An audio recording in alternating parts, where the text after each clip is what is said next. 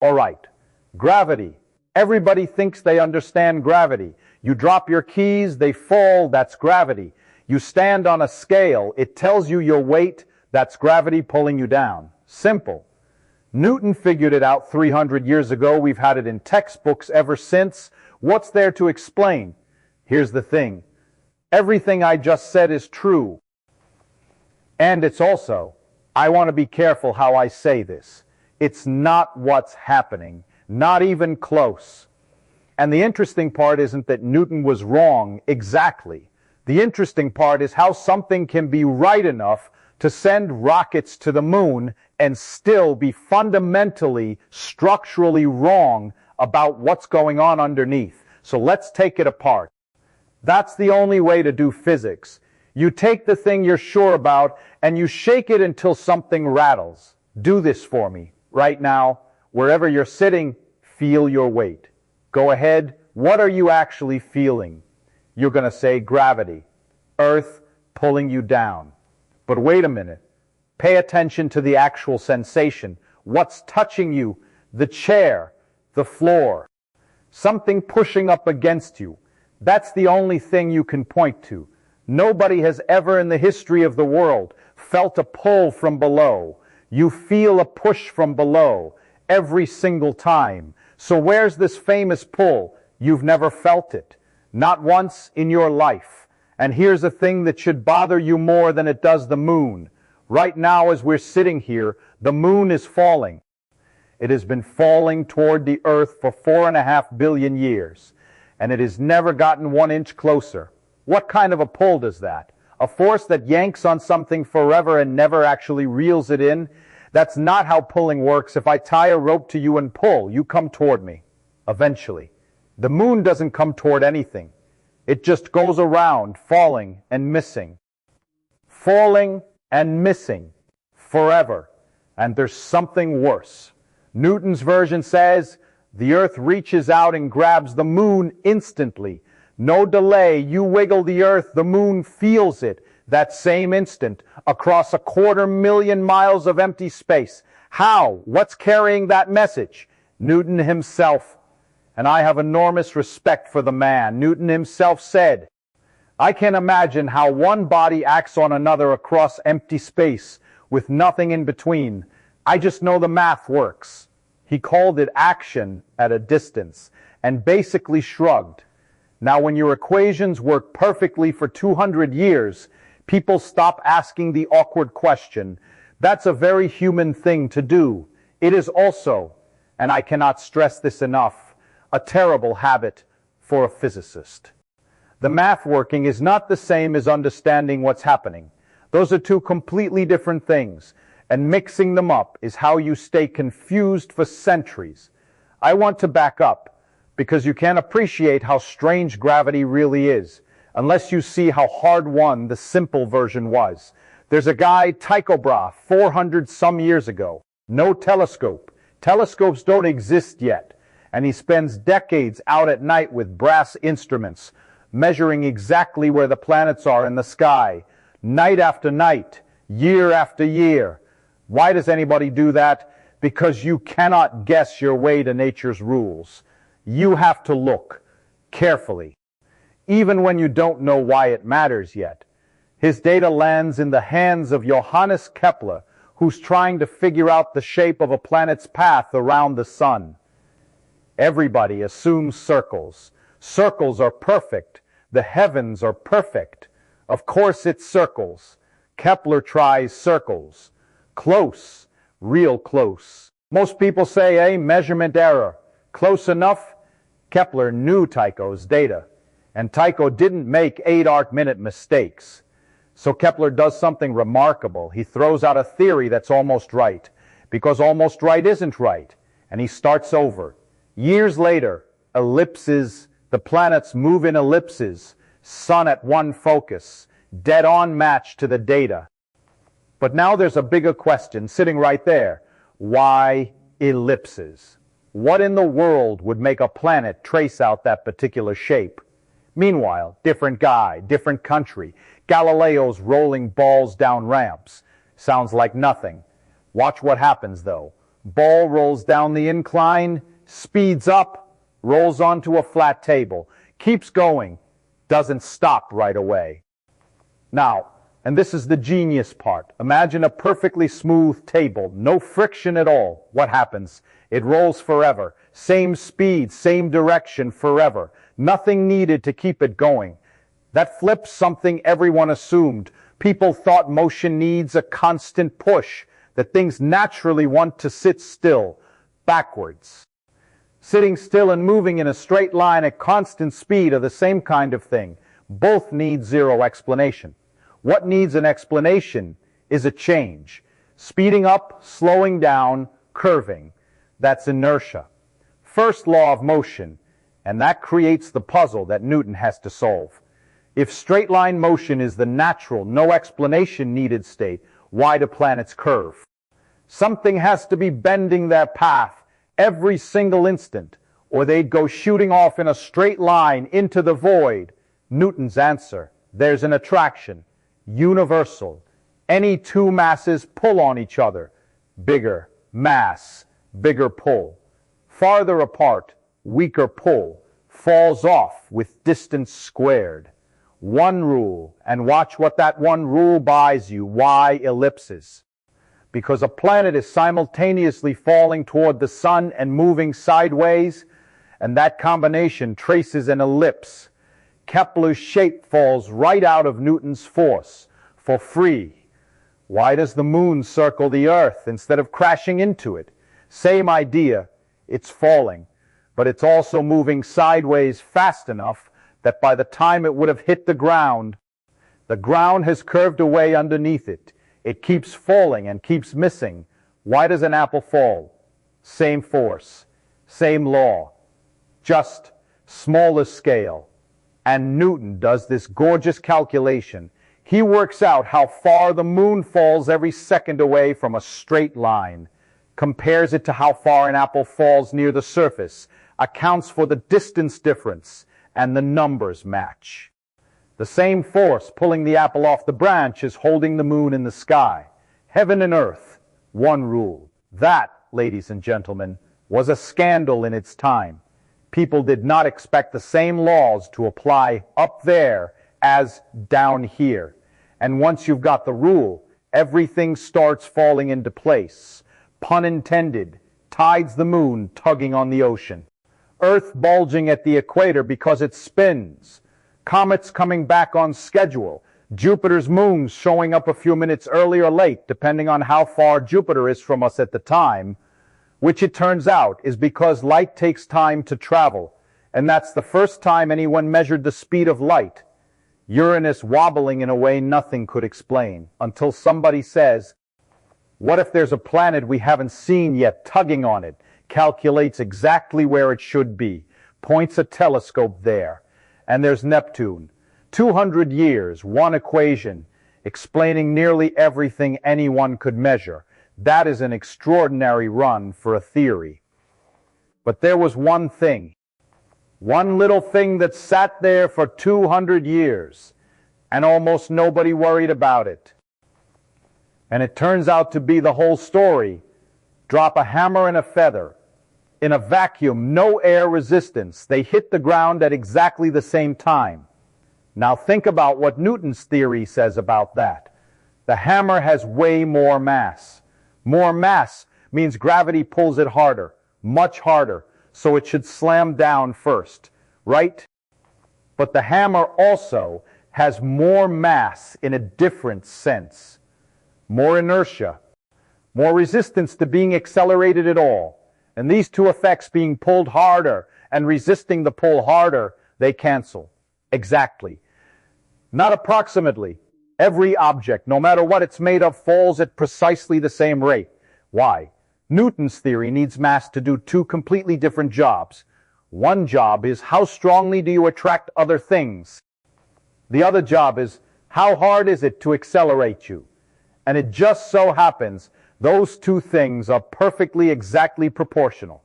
For every single substance ever tested, to a precision of about 1 part in a trillion, Newton had no explanation for that. It was just a coincidence.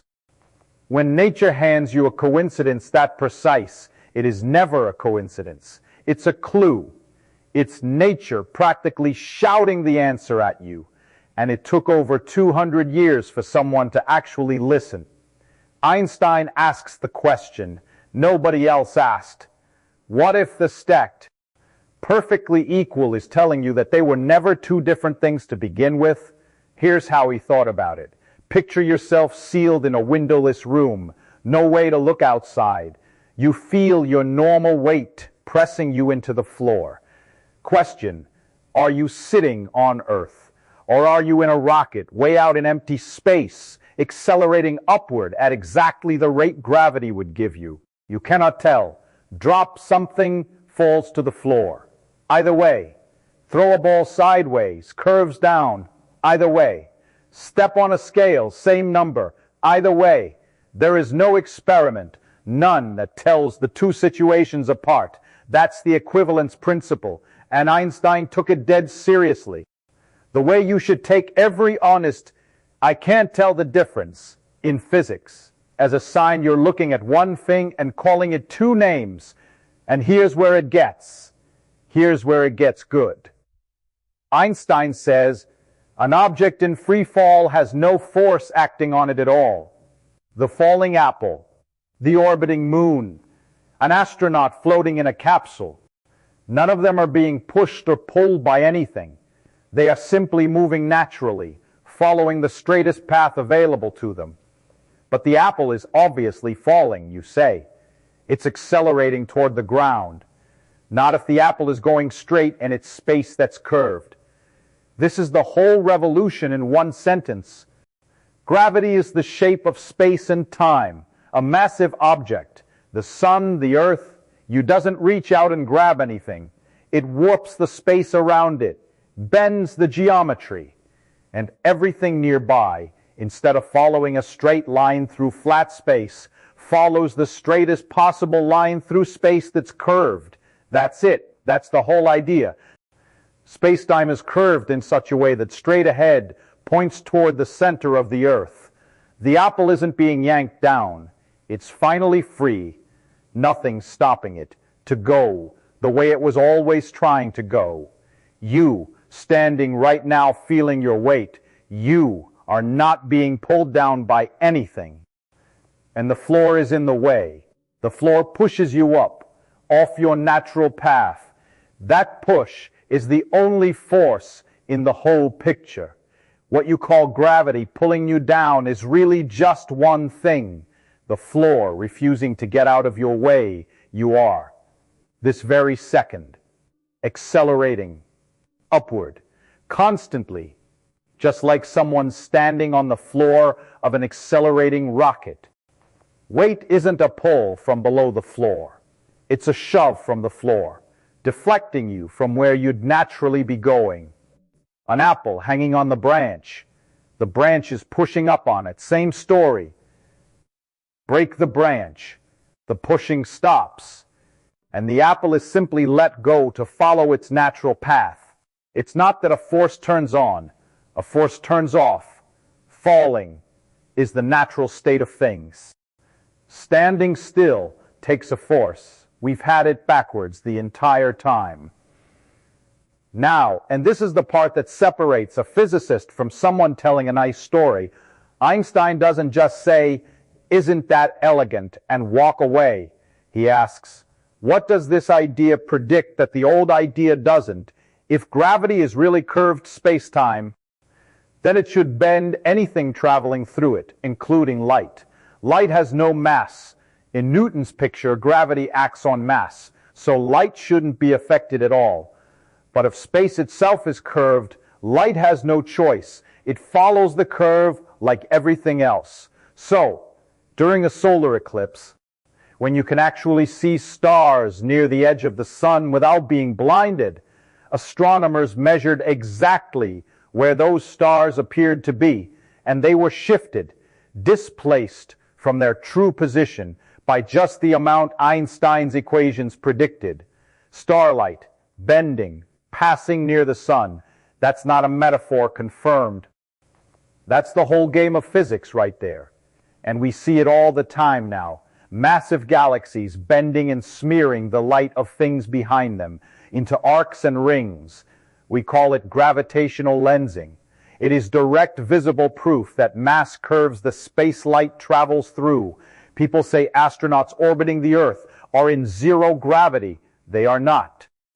At the altitude the space station orbits, Earth's gravity is nearly as strong as it is right here, about 90%. So why do they float? Because they're falling. The whole station is falling constantly toward the Earth, but it's also moving sideways at something like 17,000 miles an hour. And as it falls, the curve of the Earth keeps dropping away beneath it just as fast. It falls and falls and falls and keeps missing the ground forever, just like the moon.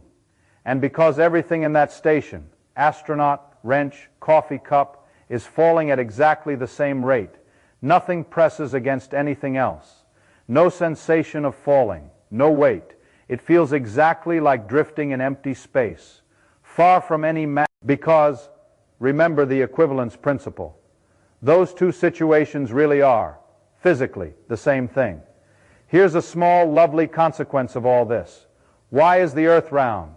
The old story is, gravity pulls everything toward the center, and that molds it into a ball.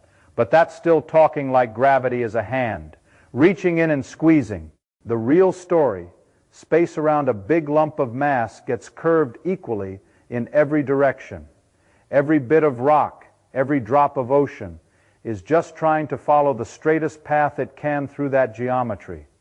And when matter settles from every direction into the same curved geometry, you get a sphere. It's the only shape where every point on the surface sits the same distance. The Earth isn't round because something squeezed it round. It's round because that's the shape that geometry produces. Once you let matter settle into it, an ant walking what feels like a straight line across a beach ball is actually tracing a curve.